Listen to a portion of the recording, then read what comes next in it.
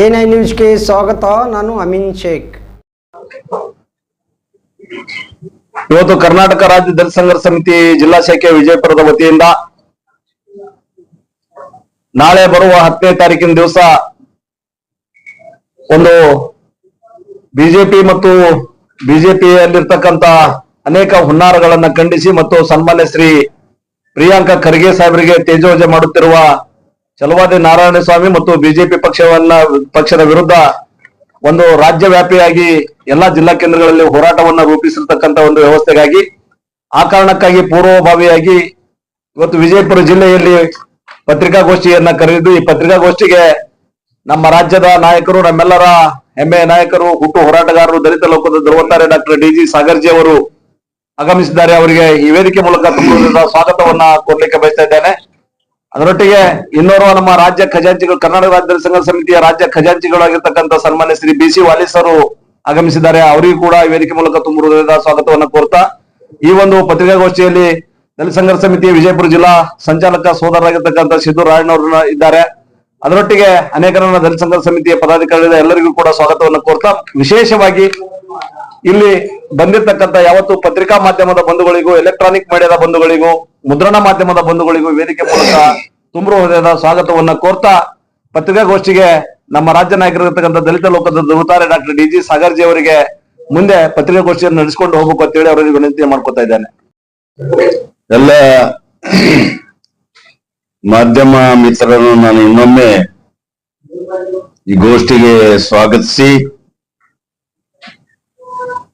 ಪತ್ರಿಕಾಗೋಷ್ಠಿಯಲ್ಲಿ ನಮ್ಮ ಜೊತೆ ಇರ್ತಕ್ಕಂಥ ಜಿಲ್ಲಾ ಸಂಚಾಲಕರು ಸಿದ್ದು ರಾಯಣ್ಣನವರು, ಜಿಲ್ಲಾ ನಾಯಕರು ದಲಿತ ವಿದ್ಯಾರ್ಥಿ ಒಕ್ಕೂಟದ ಜಿಲ್ಲಾ ಸಂಚಾಲಕರು ವೈ.ಸಿ. ಮಯೂರ್ ಅವರು ಮತ್ತು ರಾಜ್ಯ ಖಜಾಂಚಿ ಆಗಿರ್ತಕ್ಕಂಥ ಬಿ.ಸಿ. ವಾಲಿ ಅವರು ನಮ್ಮ ಜೊತೆ ಇವತ್ತಿದ್ದಾರೆ. ಇವತ್ತಿನ ಪತ್ರಿಕಾಗೋಷ್ಠಿಯಲ್ಲಿ ವಿಶೇಷವಾಗಿ ಪ್ರಜಾಪ್ರಭುತ್ವ ಮತ್ತು ನಮ್ಮ ಸಂವಿಧಾನವನ್ನ ಸಮರ್ಪಣೆ ನಾವು ಮಾಡಿಕೊಂಡು 75 ವರ್ಷ ಕಳೆತಕ್ಕಂಥ ಸಂದರ್ಭದಲ್ಲಿ 75 ವರ್ಷಗಳ ಹಿಂದೆ ಸಂವಿಧಾನ ಜಾರಿಗೆ ಬಂದ ದಿನದಿಂದ ನಾವೆಲ್ಲರೂ ಕೂಡ ಸಮಾನರು. ನಾವು ಯಾರೂ ಕೂಡ ಮೇಲೂ ಅಲ್ಲ ಕೀಳು ಅಲ್ಲ, ಎಲ್ಲರೂ ಕೂಡ ಸಮಾನರು. ಸಾರ್ವತ್ರಿಕವಾಗಿ ನಾವೆಲ್ಲರಿಗೂ ಕೂಡ ಈಕ್ವಲ್ ಆಗಿ ಸಮಾನವಾಗಿ ಒಂದು ಅವಕಾಶಗಳನ್ನ ಮತ್ತು ಮುಕ್ತವಾದ ಅವಕಾಶಗಳನ್ನ ನೀಡಿರ್ತಕ್ಕಂಥ ನಮ್ಮ ಸಂವಿಧಾನ. ಹಾಗಾಗಿ ನಮ್ಮ ದೇಶನ ಆಳಲಿಕ್ಕೆ ಪ್ರಜಾತಂತ್ರ ವ್ಯವಸ್ಥೆಯಲ್ಲಿ ಸಾರ್ವತ್ರಿಕ ಚುನಾವಣೆಗಳು 5 ವರ್ಷಕ್ಕೆ ಬರ್ತಕ್ಕಂಥದ್ದು ರಾಜ್ಯ ಮತ್ತು ಕೇಂದ್ರ ಸರ್ಕಾರಗಳಲ್ಲಿ, ಮತ್ತು ಅನೇಕ ಪಕ್ಷಗಳು ರೂಪುಗೊಂಡು ಪ್ರಜೆಗಳ ಹಿತಕ್ಕಾಗಿ ಮತ್ತು ದೇಶದ ಹಿತಕ್ಕಾಗಿ ಆಡಳಿತ ನಡೆಸಲಿಕ್ಕೆ ಇಲ್ಲಿ ಜನರಿಗೆ ಓಟಿನ ಅಧಿಕಾರವನ್ನು ಕೊಟ್ಟು ಸಂವಿಧಾನ ಪ್ರಕಾರ ಜನರು ಆಯ್ಕೆ ಮಾಡಿರ್ತಕ್ಕಂಥ ಸರ್ಕಾರಗಳು ಇಲ್ಲಿ ಆಡಳಿತ ನಡೆಸ್ತಕ್ಕಂಥ ಸಂದರ್ಭದಲ್ಲಿ ಸಂವಿಧಾನ ಕರ್ತರದು ಸಂವಿಧಾನ ಪಿತಾ ಆಗಿರ್ತಕ್ಕಂಥ ಬಾಬಾ ಸಾಹೇಬ್ ಅಂಬೇಡ್ಕರ್ ಒಂದು ಕನಸಿತ್ತು.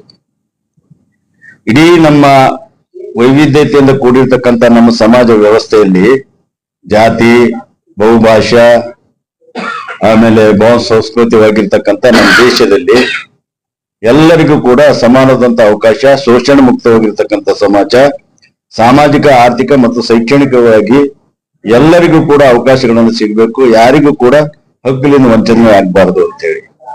ಹಾಗಾಗಿ ಅಂತ ಒಂದು ಸಂವಿಧಾನದ ಆಶೆಯನ್ನ ಇವತ್ತು ಅನೇಕ ಕೇಂದ್ರ ಮತ್ತು ರಾಜ್ಯ ಸರ್ಕಾರಗಳಲ್ಲಿ ಕಾಂಗ್ರೆಸ್ ಪಕ್ಷ ಆಯ್ತು, ಬಿಜೆಪಿ ಪಕ್ಷ ಆಯ್ತು, ಮತ್ತು ಕೆಲವೊಂದು ಸಮ್ಮಿಶ್ರವಾಗಿ ಆಯ್ಕೆ ಮಾಡುದು, ಆದರೂ ಕೂಡ ಸಂವಿಧಾನ ನಿರೀಕ್ಷೆ ಮಾಡಿದಷ್ಟು ಸಾಮಾಜಿಕ ಮತ್ತು ಶೈಕ್ಷಣಿಕ ಮತ್ತು ಆರ್ಥಿಕ ಸದೃಢತೆ ದುರ್ಬಲ ವರ್ಗಗಳಿಗೆ, ಹಿಂದುಳಿದವರಿಗೆ, ಅಲ್ಪಸಂಖ್ಯಾತರಿಗೆ ಸಿಗ್ಲಿಲ್ಲ.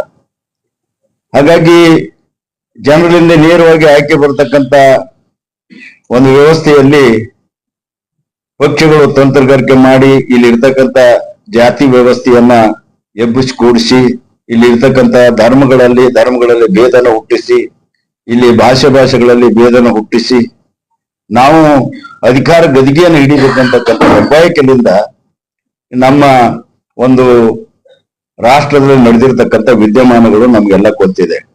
ಅಂಥದ್ರಲ್ಲಿ ವಿಶೇಷವಾಗಿ ಬಿಜೆಪಿ ಪಕ್ಷ, ಹಿಂದೆ ಜನಸಂಘ ಇತ್ತು, ಅನಂತರ ಬಿಜೆಪಿ ಪಕ್ಷ ಆಯ್ತು. ಬಿಜೆಪಿ ಹಿಂದೆ 1825 ನಲ್ಲಿ RSS ಅಂತಕ್ಕಂಥ ಸಂಘ ಪರಿವಾರದ RSS ಉಟ್ಕೊಂಡಿರ್ತಕ್ಕಂಥ ಒಂದು ಸಂಘಟನೆ ಹಿಂದೆ ಇರ್ತಕ್ಕಂಥ ಶಕ್ತಿ, ಅದಕ್ಕೆ ಹಿಂದೂ ರಾಷ್ಟ್ರ ಆಗ್ಬೇಕು, ಅದಕ್ಕೆ ಹಿಂದೂ ಚಾತುರ್ವರ್ಣ ಕುತಂತ್ರವನ್ನ, ಹಿಂದೂ ಚಾತುರ್ವರ್ಣ ವ್ಯವಸ್ಥೆಯನ್ನ ಹಂಗೆ ಮುಂದುವರಿಬೇಕು.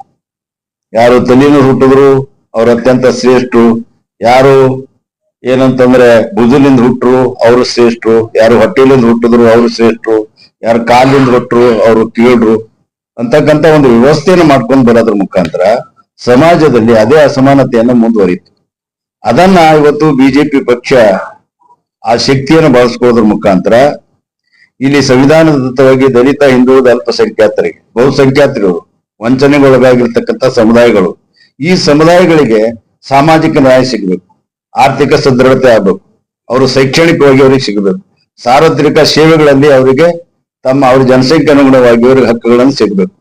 ಇವ್ಯಾವೂ ಕೂಡ ಸಿಗ್ಲಾರ್ದಂಗೆ ವಂಚನೆ ಮಾಡಿ ಬಡತನ ಇರಬೇಕು, ಜಾತಿ ಇರಬೇಕು, ನಿರುದ್ಯೋಗ ಇರಬೇಕು ಅಂತಕ್ಕಂಥ ಹೆಬ್ಬಾಯಿಕೆ ಇಟ್ಕೊಂಡು ಇವತ್ತು ಬಿಜೆಪಿ ಪಕ್ಷ ಮತ್ತು RSS ಅವರ ಒಂದು ಶಕ್ತಿಯಿಂದ ಏನು ರಾಷ್ಟ್ರ ಮಟ್ಟದಲ್ಲಿ ಕೂಡ 2014 ಅಧಿಕಾರಕ್ಕೆ ಬಂದಿರತಕ್ಕಂಥದ್ದು, ನಿರುದ್ಯೋಗ ಹೋಗ್ಲಾಡ್ಸಲಿಲ್ಲ, ವರ್ಷಕ್ಕೆ 2 ಕೋಟಿ ಜನರಿಗೆ ಕೆಲಸ ಕೊಡ್ತೀನಿ ಅಂತ ಕೊಡ್ಲಿಲ್ಲ, 15 ಲಕ್ಷ ಓಟ ಏನಂತಂದ್ರೆ ದುಡ್ಡು ಹಾಕ್ತೀನಿ ಅಂತ ಹಾಕ್ಲಿಲ್ಲ, ಆಮೇಲೆ ಸ್ಮಾರ್ಟ್ ಸಿಟಿ ಮಾಡ್ತೀನಿ ಅಂತ ಮಾಡ್ಲಿಲ್ಲ, ಬೇಟಿ ಬಚಾವ್ ಬೇಟಿ ಕೊಡಾವ್ ಅಂತಕ್ಕಂಥದ್ದು ಸುರಕ್ಷಿತವಾಗಿಲ್ಲ, ದಲಿತರ ಮೇಲೆ ದೌರ್ಜನ್ಯಗಳು ನಿಗ್ರಹಿಸಲಿಕ್ಕೆ ಸಾಧ್ಯ ಆಗ್ಲಿಲ್ಲ, ಹಿಂದುಳಿದವರಿಗೆ ಕಾಯಕಲ್ಪ ಕೊಡೋದ್ರ ಮುಖಾಂತರ ಸಮಾಜದಲ್ಲಿ ಅವರು ಮುಂದೆ ಬರಲಿಕ್ಕೆ ಅವಕಾಶ ಕಲ್ಪಿಸ್ಕೊಳ್ಳಿಲ್ಲ. ಇವೆಲ್ಲನೂ ಕೂಡ ಹಿಂದೆ ಬಹಳ ಹಳೆಯದಾಗಿರ್ತಕ್ಕಂಥ ಕಾಂಗ್ರೆಸ್ ಪಕ್ಷ ಕನ್ಸೆಷನ್ಗಳನ್ನು ಕೊಡ್ತಾ ಇತ್ತು. ಇವತ್ತು ಗ್ಯಾಸ್ಗಳು ನೋಡ್ಬೋದು, ಗ್ಯಾಸ್ಗಳು ಇವತ್ತು ಅಡಿಗೆ ಅನಿಲ ಇವತ್ತು 1,000 ರೂಪಾಯಿಗೆ ಬಂದು ಮುಟ್ಟಿದೆ. ಇವತ್ತು 455 ಮನಮೋಹನ್ ಸಿಂಗ್ ಇದ್ದ ಕಾಲದಲ್ಲಿ ಇವತ್ತು ಜನರು ತಿಂತಕ್ಕಂಥ ದಿನಸಿ ವಸ್ತುಗಳು ಕಂಟ್ರೋಲ್ ಸಿಗ್ತಾ ಇಲ್ಲ. ಹಾಗಾಗಿ ಇಂಥ ಎಲ್ಲಾನು ಕೂಡ ಕಂಟ್ರೋಲ್ ಮಾಡತಕ್ಕಂಥ ಶಕ್ತಿ ಇರೋದು ಕೇಂದ್ರ ಸರ್ಕಾರದಲ್ಲಿ. ಕೇಂದ್ರ ಸರ್ಕಾರದವರು ಏನೂ ಮಾಡಲಾರ್ದೆ, ದಲಿತರ ಮೇಲೆ ದೌರ್ಜನ್ಯ ನಿಗ್ರಹಿಸಲಾರ್ದೆ, ಆಮೇಲೆ ಸಾಮಾಜಿಕ ನ್ಯಾಯ ನೀಡಲಾರ್ದೆ, ಸಂವಿಧಾನದ ಆಶೆಗಳನ್ನ ಅವರು ನಿಜವಾಗಿ ಪಾಲಿಸಲಾರ್ದೆ, ಇವತ್ತು ದಲಿತ, ಹಿಂದುಳಿದ, ಅಲ್ಪಸಂಖ್ಯಾತರು, ವಿಶೇಷವಾಗಿ ದುಡಿಯೋ ಜನ, ಬಹುಸಂಖ್ಯಾತರು ವಂಚನೆ ಮಾಡಿರ್ತಕ್ಕಂಥ ಸಮಾಜದಲ್ಲಿ ಇವರು ನಮ್ಮ ಇಂಡಿಯಾದ 31 ರಾಜ್ಯಗಳಲ್ಲಿ ಎಲ್ಲಾ ಕಡೆನೂ ಕೂಡ ತಮ್ಮ ಒಂದು ಅಧಿಕಾರನ ಹಿಡಿಬೇಕಂತ ಹಪಾಪಶೆಯಿಂದ ಅವರು ಒಂದು ತಂತ್ರಗಾರಿಕೆಗಳನ್ನು ಮಾಡೋದ್ರ ಮುಖಾಂತರ, ಜಾತಿಗಳ ಮಧ್ಯೆ ಜಗಳ ಹಚ್ಚೋದ್ರ ಮುಖಾಂತರ, ಈ ಅದೇ ರೀತಿಯಾಗಿ ಕರ್ನಾಟಕದಲ್ಲಿ ಕೂಡ ಹಿಂಬಾಗಿಲಿಂದ ಆದರೂ ಕೂಡ ಅಥವಾ ಬೇರೆ ಪಕ್ಷದಿಂದ ಆರಿಸಿ ಬಂದಂತ ಶಾಸಕರನ್ನು ಖರೀದಿ ಮಾಡೋದ್ರೂ ಕೂಡ, ಅಥವಾ ಸರ್ಕಾರ ಪಾಪ್ಯುಲರ್ ಸರ್ಕಾರ ಕೆಡುವಾದ್ರೂ ಕೂಡ ಅಧಿಕಾರ ಬರಬೇಕು ಅಂತ ಹೆಬ್ಬಾಯಿಕೆಯಿಂದ ಇಲ್ಲಿ ಕರ್ನಾಟಕದಲ್ಲಿ ಅತ್ಯಂತ ಜನಪ್ರಿಯ ಸರ್ಕಾರವಾಗಿರ್ತಕ್ಕಂಥ ಸಿದ್ದರಾಮಯ್ಯ ನೇತೃತ್ವಕ್ಕಂಥ ಕಾಂಗ್ರೆಸ್ ಸರ್ಕಾರವನ್ನ, ಅದರಲ್ಲಿ ಅನೇಕರು ಜಾತ್ಯತೀತ ಅಂಬೇಡ್ಕರ್ ವಾದಿಗಳು, ಸಂವಿಧಾನ ಪ್ರಿಯರು ಮತ್ತು ಸಾಮಾಜಿಕ ಸಾಮರಸ್ಯ ಸಮಾಜವಾದಿಗಳು ಅದರಲ್ಲಿ ಮಂತ್ರಿಮಂಡಲದಲ್ಲಿ ಮತ್ತು ಅವರು ಸರ್ಕಾರದಲ್ಲಿ ಇದ್ದಾರೆ. ಅವರೆಲ್ಲರಿಗೂ ಕೂಡ ಒಂದು ಕೆಟ್ಟ ಹೆಸರು ತರಬೇಕು, ಈ ಸರ್ಕಾರ ಅನ್ಪಾಪ್ಯುಲರ್ ಮಾಡಬೇಕು ಅಂತಕ್ಕಂಥ ಉದ್ದೇಶವನ್ನ ಇಟ್ಕೊಂಡು ಬಹಳ ಕೀಳು ಮಟ್ಟದ ರಾಜಕಾರಣಿಯನ್ನ ಇವತ್ತು ಕರ್ನಾಟಕದಲ್ಲಿ ನಡೆಸ್ತಾ ಇದೆ. ಇವತ್ತು ಉದಾಹರಣೆಯಾಗಿ ಮಲ್ಲಿಕಾರ್ಜುನ ಖರ್ಗೆ ಅವರು ಅಂಬೇಡ್ಕರ್ ವಾದಿಗಳು, AICC ಅಧ್ಯಕ್ಷ, ಒಬ್ಬ ಅಸ್ಪೃಶ್ಯ ಸಮಾಜದಿಂದ ಬಂದಿರತಕ್ಕಂಥ, ಕಠಿಣ ಪರಿಶ್ರಮ ವಹಿಸ್ತಕ್ಕಂಥ ಒಬ್ಬ AICC ಅಧ್ಯಕ್ಷ, ಇವತ್ತು ಮಹಾತ್ಮ ಗಾಂಧಿ ಕೂತಿರ್ತಕ್ಕಂಥ ಸ್ಥಳದಲ್ಲಿ ಕೂತಿರ್ತಕ್ಕಂಥವ್ರು ಮಲ್ಲಿಕಾರ್ಜುನ ಖರ್ಗೆ ಅವರು 143 ವರ್ಷಗಳಿಗಿಂತ ಹಳೆಯದಾಗಿರ್ತಕ್ಕಂಥ ಕಾಂಗ್ರೆಸ್ ಪಕ್ಷದ ಚುಕ್ಕಾಣಿ ಹಿಡಿದಿರ್ತಕ್ಕಂಥವ್ರು. ಅವರು ಪರಿಶ್ರಮ, ಅವರ ಯೋಗ್ಯತೆ ತಕ್ಕಂಗೆ ಅವರು ಪಾಪ್ಯುಲರ್ ಆಗಿ ಆಯ್ಕೆಯಾಗಿ ಬಂದಿರತಕ್ಕಂಥ ಮಲ್ಲಿಕಾರ್ಜುನ ಖರ್ಗೆ ಅವರು ಅಪ್ಪಟ್ಟ ಸಮಾಜವಾದಿಗಳು, ಅಂಬೇಡ್ಕರ್ ವಾದಿಗಳು, ಎಲ್ಲರಿಗೂ ಸಾಮಾಜಿಕ ನ್ಯಾಯ ಸಿಗಬೇಕು ಅಂತ ಹೆಬ್ಬಾಯಿಕೆ ಇಟ್ಕೊಂಡಿರ್ತವರು. ಅವರದೇ ಒಬ್ಬ ಹೊಟ್ಟೆಯಲ್ಲಿ ಹುಟ್ಟಿರ್ತಕ್ಕಂಥ ಮಗ ಪ್ರಿಯಾಂಕ ಖರ್ಗೆ ಅವರು, ಇಲ್ಲಿ ಅವರಿಗೆ ಕೇವಲ ಈಗ 48 ವರ್ಷಗಳು ಮುಗಿತಾ ಇದೆ. ಇಂಥದ್ರಲ್ಲಿ 3 ಸಲ ಅವರು ಮಂತ್ರಿಯಾಗಿ ಅತ್ಯಂತ ಯಶಸ್ವಿಯಾಗಿ ಇಲ್ಲಿ ಆಡಳಿತವನ್ನು ನಡೆಸಿದ್ದಾರೆ. ಅವರು ಕಾಂಗ್ರೆಸ್ನ ಸ್ಪೋಕ್ಸ್ಮನ್ ಅವರು. ಹಾಗಾಗಿ ಇಂಡಿಯಾ ದೇಶದಲ್ಲಿ ನಡೀತಕ್ಕಂಥ ವಿದ್ಯಮಾನಗಳನ್ನ ಮತ್ತು ಬಿಜೆಪಿ ಜನವಿರೋಧಿ ತಂತ್ರಗಾತಿಗಳು ನಡೆಸ್ತಕ್ಕಂತ ಹುನ್ನಾರಗಳನ್ನ ಮತ್ತು ಬಿಜೆಪಿಯವರು ಅಜೆಂಡವನ್ನ ಅವರು ಸಮಾಜಕ್ಕೆ ಎತ್ತು ತೋರಿಸ್ತಕ್ಕಂಥದ್ದು ಮಾಡ್ತಾ ಇರೋದ್ರಿಂದ ಮತ್ತು ವಿಧಾನಸೌಧದಲ್ಲಿ ಸಮರ್ಥವಾಗಿ ಉತ್ತರ ಕೊಡ್ತಕ್ಕಂಥವ್ರು ಸಾಮರ್ಥ್ಯ ಉಳ್ಳವರಾಗಿರೋದ್ರಿಂದ ಅವರಿಗೆ ಕೆಟ್ಟ ಹೆಸರು ತರಬೇಕು, ಇಂಥವ್ರಿಗೆ ಮೂಲಿಗೆ ಅದು ತಳ್ಳಬೇಕು ಅಂತಕ್ಕಂಥ ಹೆಬ್ಬಾಯಕ್ಕೆ ಇಟ್ಕೊಂಡು ಅದೇ ಜಾತಿಯಲ್ಲಿ ಇರ್ತಕ್ಕಂಥ ಛಲವಾದಿ ನಾರಾಯಣ ಸ್ವಾಮಿ ಇದ್ದ ಅವರು ಮಲ್ಲಿಕಾರ್ಜುನ ಖರ್ಗೆ ಗೌರ್ನಲ್ಲೇ ಅವರು ಒಬ್ಬ ಸಾರ್ವತ್ರಿಕ ವ್ಯಕ್ತಿ ಆಗಲಿಕ್ಕೆ ಮಲ್ಲಿಕಾರ್ಜುನ ಖರ್ಗೆ ಅವರೇ ಕಾರಣ. ಅವರು ಈಗ ಬಿಜೆಪಿಗೆ ಸೇರ್ಕೊಳ್ಳೋದ್ರ ಮುಖಾಂತರ MLC ಯನ್ನಾಗಿ ಅವ್ರಿಗೆ ವಿರೋಧ ಪಕ್ಷದ ನಾಯಕರಾಗಿ ಇವತ್ತು ಆಡಳಿತ ಬಗ್ಗೆ ವಿರೋಧ ಮಾತಾಡಿ, ಆಡಳಿತ ವೈಫಲ್ಯ ಬಗ್ಗೆ ಹೋರಾಟ ಮಾಡಿ, ಅದು ಬಿಟ್ಟು ಕೇವಲ ವೈಯಕ್ತಿಕ ಅವರ ವ್ಯಕ್ತಿತ್ವಕ್ಕೆ ಚ್ಯುತಿ ತರ್ತಕ್ಕಂತ ಒಂದು ಕೆಲಸವನ್ನ ಇವತ್ತು ಮನುವಾದಿ ನಾರಾಯಣ ಸ್ವಾಮಿ, ಚಲವಾದಿ ನಾರಾಯಣ ಸ್ವಾಮಿ ಅಲ್ಲ, ಮನುವಾದಿ ನಾರಾಯಣ ಸ್ವಾಮಿ ಅವರು ಇವತ್ತು ಪ್ರಿಯಾಂಕಾ ಖರ್ಗೆ ಅವರಿಗೆ ಪತ್ರಿಕಾಗೋಷ್ಠಿಯಲ್ಲಿ ಆನೆ ಹೋಗ್ತಾ ಇದ್ದಾರೆ, ನಾಯಿಗಳು ಹೊಗಳ್ತಾ ಇದ್ದಾವೆ, ಆನೆ ಯಾರು ಅಂತ ಪತ್ರಕರ್ತರು ಕೇಳ್ತಾರೆ, ಪ್ರಧಾನಮಂತ್ರಿಗಳು ಅಂತ ಹೇಳ್ತಾರೆ. ನಾಯಿ ಯಾರು ಅಂತ ಹೇಳಿದ್ರೆ ಅರೆ ಪ್ರಿಯಾಂಕಾ ಖರ್ಗೆ ಅವ್ರಿ ಅಂತೇಳಿ ಜೋರು ಮಾಡಿ ಹೇಳ್ತಾರೆ. ಅಂದ್ರೆ ಇಟ್ಟು ಕೀಳು ಮಟ್ಟದ ರಾಜಕಾರಣಿ, ಕೀಳು ಮಟ್ಟದ ಭಾಷೆಯನ್ನ ಶಬ್ದ ಬಳಸ್ತಕ್ಕಂತ ಮನುವಾದಿ ನಾರಾಯಣ ಸ್ವಾಮಿ ಅವರು ವಿರೋಧ ಪಕ್ಷದ ನಾಯಕರು, ಸಂವಿಧಾನದತ್ತವಾಗಿ ಸಾರ್ವತ್ರಿಕವಾಗಿ ಒಬ್ಬ ಸಾರ್ವಜನಿಕ ವ್ಯಕ್ತಿತ್ವ ಹೊಂದಿರತಕ್ಕಂಥವ್ರು. ಅವ್ರು ಯಾವ ರೀತಿಯಾಗಿ ಮಾತಾಡಬೇಕು, ಸಂವಿಧಾನ ಪದ ಬಳಸಬೇಕು, ಸಂಸದಿ ಪದಗಳನ್ನ ಬಳಸಬೇಕು, ಅಸಂಸದಿ ಪದಗಳನ್ನ ಬಳಸಬಾರದು ಅಂತಕ್ಕಂಥ ಕಾಮನ್ ಸೆನ್ಸ್ ಇರಲಾರ್ದಂತ ಒಬ್ಬ ವ್ಯಕ್ತಿಯನ್ನ ಅವ್ರು ಕೇವಲ ಅವ್ರದ್ದು ಬುದ್ಧಿ ಅಲ್ಲ, ಬಿಜೆಪಿಯವರ ಬುದ್ಧಿ ಅದು, RSS ದವರ ಬುದ್ಧಿ ಅದು, ಇವ್ರ ಕೈಯಲ್ಲಿ ಇರ್ತಕ್ಕಂಥ ಬಡಗಿ ಅದು, ಕೋಲು. ಬಿಜೆಪಿ RSS ಆಟ ಆಡ್ದಂಗೆ ಆಡ್ತಕ್ಕಂಥ ಅವ್ರು ಏನ್ ಬಳಸ್ತಾರ ಅದು ಬಳಸ್ದಂಗೆ ಕೋಲು ಅವರು ಮನುವಾದಿ ನಾರಾಯಣ ಸ್ವಾಮಿ ಅವರು. ಮತ್ತೆ ಇನ್ನೊಬ್ಬರು ರವಿಕುಮಾರ್ ಅವರು ಬ್ಯಾಕ್ವರ್ಡ್ ಸಂಬಂಧಪಟ್ಟಿರ್ತಕ್ಕಂಥವ್ರು. ಅವರು ನಮಗೆ MLC ಮಾಡ್ಯಾರ, ನಾವು ಯಾವ ರೀತಿಯಾಗಿ ತೀರಿಸಬೇಕು ಅವರಿಗೆ ಉಪಕಾರ ಅಂತ ಹೇಳಿ ಇದೇ ನಾರಾಯಣ ಸ್ವಾಮಿಗೆ ಕೂಡ ಹಾಕಿದ್ರು, ಚಿತ್ತಾಪುರದಲ್ಲಿ ದಿಗ್ಬಂಧನ ಮಾಡಿದ್ರು ಅಂತ ಹೇಳಿ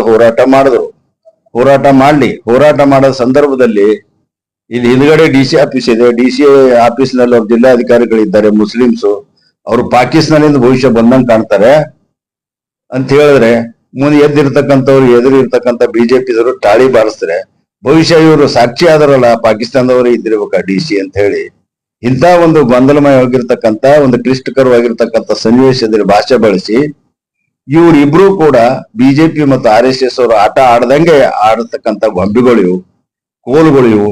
ಈ ಕೋಲುಗಳು ಅದೇ ನಾವು ಅವರಿಗೆ ಬಹಳ ಫೇಮಸ್ ಮಾಡ್ಲಿಕ್ಕೆ ಹೋಗಲ್ಲ, ಆದ್ರೆ ಹಿಂದಿರ್ತಕ್ಕಂಥ ಷಡ್ಯಂತ್ರ ಇಲ್ಲಿ ಅಸಮಾನತೆ ಸಮಾನತೆಗೆ ಇರ್ತಕ್ಕಂಥ ಒಂದು ಸಂಘರ್ಷ, ಮನುವಾದಿಗಳಿಗೂ ಮತ್ತು ಸಮತಾವಾದಿಗಳಿಗೆ ಸಮಾಜವಾದಿಗಳಿಗೆ ಇರ್ತಕ್ಕಂಥ ಸಂಘರ್ಷ, ಸಾಮಾಜಿಕ ನ್ಯಾಯ ಬೇಡ್ತಕ್ಕಂಥವ್ರಿಗೆ ಇದೇ ಸಮಾಜ ಅಸಮಾನತೆ ಸಮಾಜ ವ್ಯವಸ್ಥೆ ಇರಲಿ ಅಂತ ಹೋರಾಟ ಮಾಡ್ತಕ್ಕಂಥ ಬಿಜೆಪಿಗೆ ಇರ್ತಕ್ಕಂಥ ವ್ಯತ್ಯಾಸ. ಈ ಸಂಘರ್ಷ ಏನಿದೆಯಲ್ಲ, ಈ ಸಂಘರ್ಷ ನಾವು ಅತ್ಯಂತ ಅರ್ಥಪೂರ್ಣವಾಗಿ ಫೇಸ್ ಮಾಡ್ಲಿಕ್ಕೆ ಇವತ್ತನ ಹೊರಟಿದೀವಿ.